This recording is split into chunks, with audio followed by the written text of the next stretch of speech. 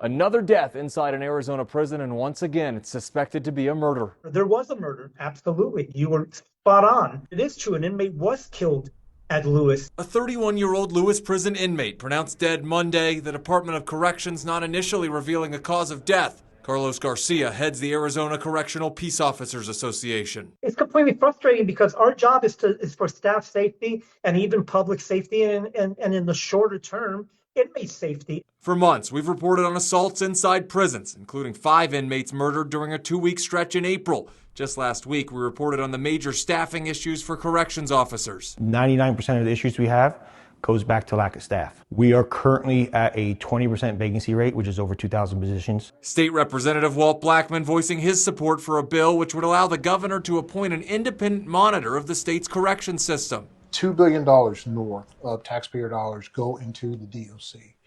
And it's about accountability, it's about responsibility and safety. That legislation also sponsored by Senator Shauna Bullock. The biggest problem for me is seeing that there's been 11 homicides this year, and the average is typically 2. And to me, it's kind of like an alarm that just keeps going off. She and Senator Vince Leach both hope to get support from the governor, who so far has not responded to a request for comment. The Department of Corrections telling me today they're committed to full transparency and will be responding to lawmakers' concerns later today. You have to be concerned about the inmates.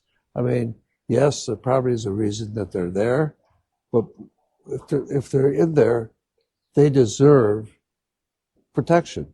And more problems, this time in Perryville, where an inmate who was released from there last summer is now accused of trying to smuggle back in fentanyl, methamphetamines, and cocaine inside that prison.